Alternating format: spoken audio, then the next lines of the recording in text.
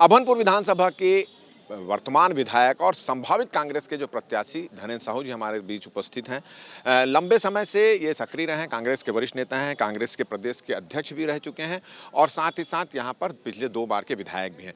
अगर हम बात करें तो पिछले आप जो है आपकी जो महत्वपूर्ण जो काम है, कैसे 2-3 काम ऐसे हैं जिसको आपने विधायक बनने के बाद पूरा किया इस क्षेत्र में? देखिए, काम तो इतने अधिक कराए हैं कि काम को गिनाना भी मुश्किल है और किसको मैं प्राथमिकता दूं, किसको ना दूं। सारे कार्य महत्वपूर्ण होते हैं, जनहित के जो भी कार्य होते हैं वो सभी अपने आप में महत्वपूर्ण होता है। लेकिन जो किसी कार्यों के लिए जो हम लंबे समय से प्रयास कर रहते हैं, 10 साल 15 साल से हम प्रयास कर रहे हैं और ऐसी बड़ी उपलब्धियां जब उसमें सफलता मिलती है तो अवश्य ही वो हमारे लिए भी और ज़्यादा महत्वपूर्ण होता है। कौन सी ऐसी 2 बड़ी उपलब्धि? जैसे हमारे यहाँ कन्या महाविद्यालय की स्थापना, ये मेरी व्यक्तिगत सोच थी। आज जो को एजुकेशन में बहुत सारे माँ बाप जो है एक साथ बच्चों को पढ़ाते नहीं, जनरली जिला मुख्यालय में ही महिला महाविद्यालय होता है, लेकिन यहाँ हमारी मांग पर माननीय मुख्यमंत्री जी ने सौगात दी हमें, महिला महाविद्यालय की स्थापना यहाँ पर हुई। वो बहुत बड़ा आज हमारे लिए एक सौगात के रूप में मिला। इस मेरे कार्यकाल में 2 महाविद्यालय हुए, एक तामसविनी में हुआ जिसका अभी शुभारंभ करके अभी मैं आ रहा हूँ। शिक्षा के क्षेत्र में ITI भी हमें 2 मिला है। तो इस तरह से शिक्षा के भी क्षेत्र में काफ़ी अधिक जो हमें सफलता मिली। अभी हम पिछले अभी अपन और भी बात करेंगे। अभी मैं अब 2 दिन से यहाँ आ रहा हूँ। कल हम लोग राजिम क्षेत्र में थे, आज अभनपुर क्षेत्र में आए हैं। हमने देखा है कि अभनपुर से लेकर राजिम के बीच की जो सड़क है, चौड़ीकरण हो रही है, काफ़ी सुस्त गति से काम चल रहा है।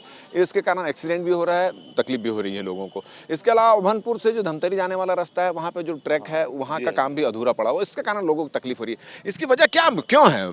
देखिए, ये दोनों सड़कें केंद्र सरकार की सड़कें हैं, नेशनल हाईवे की सड़कें हैं, हमारे राज्य सरकार के अधीन है नहीं। वो भी नेशनल हाईवे NHIA के अंतर्गत है। धमतरी के पास तो अभनपुर में लाखों बार हम लोगों ने, हजारों बार हम लोगों ने कोशिश किया, कई बार पत्र व्यवहार किए, धरना प्रदर्शन भी किए, लेकिन वहाँ के अधिकारियों को कोई फर्क नहीं पड़ता है। अनेकों बार दबाव बनाया और ये भी अभी अभनपुर राजिम के बीच जो खराब है, ये तो निर्माण कार्य चल रहा है। अभी निर्माण कार्य के दौरान तो ये सड़क उखाड़ होता है, ये भी थोड़ा सुस्त गति से चल, ये भी नेशनल हाईवे। हम उसमें ये उन लोगों को चेतावनी देते हैं, दबाव बनाते हैं, क्योंकि ये हमारे राज्य सरकार के अधीन नहीं है ये सड़कें। आप हमारे इसके अलावा, इन दोनों सड़कें के अलावा पूरे विधानसभा क्षेत्र में आज दौरा कर लीजिए, सबसे अधिक सड़कें मैंने लगभग 350 करोड़ के आसपास की सड़कें मैंने अभनपुर विधानसभा क्षेत्र में बनाया है। इसी तरह से जल संसाधन के भी कार्यों में भी लगभग 300 करोड़ से ऊपर के काम लगभग अभी हमारे इस कार्यकाल में कराया है। तो अच्छा, इसमें एक चीज और समझ में आ रही है कि जो सड़कें चौड़ी हो रही है उसमें जो मुआवजा मिलना चाहिए, उस मुआवजा लेकर उचित मुआवजा नहीं मिल रहा है, उसमें भी भ्रष्टाचार आ रहा है, उसमें उस तरह की भी कोई शिकायत आप तक पहुंची? सड़क में अभी तक, इन सड़कों में जिस सड़क की बात कर रहे हैं उसमें मुआवजा की कोई शिकायत नहीं आई है। विशाखापट्टनम में अवश्य ही, विशाखापट्टनम की जो सड़क बन रही है उसमें नायक बांधा गाँव में सिंचाई विभाग का जिसका हो चुका है, मुआवजा दिया जा चुका है, लेकिन विभाग की लापरवाही के कारण वो जमीन आज भी किसानों के नाम पे था, उसने दोबारा बेच दिया है उसको, दोबारा उसके बाद उसको मुआवजा मिल गया है। तो ये एक ये मामला सामने आया है। अच्छा, एक चीज और इसमें आ रही है कि आपके विधानसभा क्षेत्र खासकर अभनपुर नवापारा क्षेत्र में कुछ दबंग लोग अवैध कब्जा कर रहे हैं, इस तरह की शिकायत आ रही है, और नशा भी थोड़ा सा बढ़ गया है।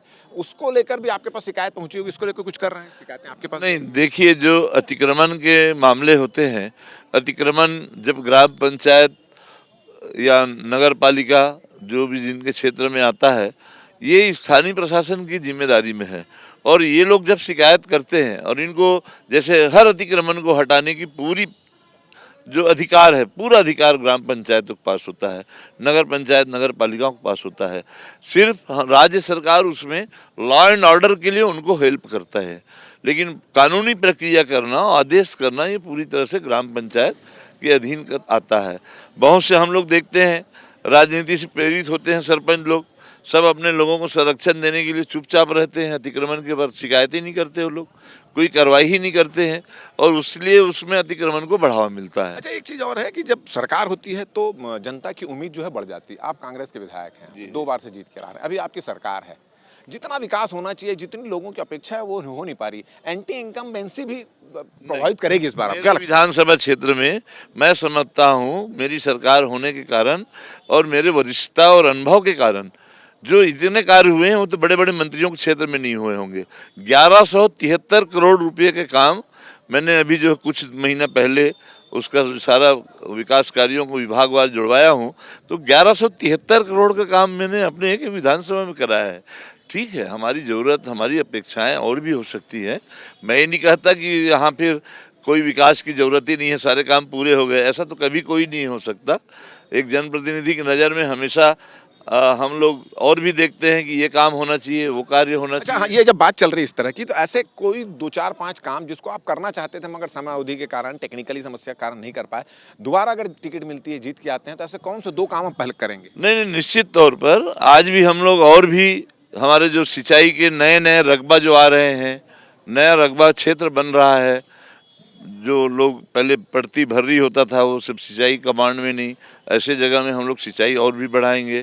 अब सड़क को आजकल चारों ओर से जोड़ने की मांग आती है। सड़क की समस्या खाली एक तरफ से किसी गांव को जुड़ गया नहीं, चारों दिशा से सब सड़क जुड़ना, उसमें भी हमको अभी मैं समझता हूं कि आधे से ज़्यादा गांव तो हम लगभग चारों ओर से जोड़ चुके हैं, और भी जो गाँव हैं उनको भी हम लोग बेहतर सड़कों से हम लोग जोड़ेंगे।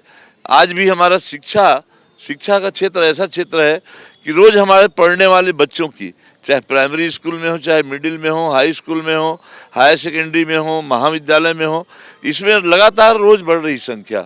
तो शिक्षण संस्थाओं में हम लोग और भी ज़्यादा से ज़्यादा बढ़ा सकें। इसी तरह से हमारा स्वास्थ्य की सुविधा है, हमारे यहाँ पहले ही सामुदायिक स्वास्थ्य केंद्र है, लेकिन हमारी सरकार ने योजना चलाया है कि मोहल्ला क्लिनिक का। हमारे इस नवापारा में 2 मोहल्ला क्लिनिक बनाए हैं, और भी हम लोग महसूस करते हैं कि और भी मोहल्ले में क्लिनिक हो। तो ये विकास का जो क्रम है ये कभी ख़त्म नहीं होता है। हमारी आवश्यकताएं जो है पूरी है, और हम लोग अभी से, हम अगला विधायक बने या ना बने, लेकिन हम लोग अभी से बजट में डाल रहे हैं कि हमको 2 साल 3 साल में क्या करना है। ये अनुभव का काम है, ये हर कोई नहीं कर सकता। अच्छा, ये जब अनुभव की बात हो रही है, और तो अगर बात करें कि टिकट वितरण में कांग्रेस पिछड़ गई है, ऐसा लोग जन सम्मान में बैठा हुआ है। भारतीय जनता पार्टी के आपके यहाँ का प्रत्याशी घोषित कर दिया गया है। अब भारतीय जनता पार्टी के प्रत्याशी घोषित है, आपको लगभग 100% उम्मीद है कि आपको टिकट मिल जाएगी, मगर अब आपकी रणनीति क्या होगी कि आपके सामने प्रत्याशी है? देखिए, रणनीति तो वही होती है कि हम जनता का ज़्यादा से ज़्यादा आशीर्वाद प्राप्त करें, और कोई छल प्रपंच की राजनीति हम लोग कभी जीवन में कभी किया नहीं है।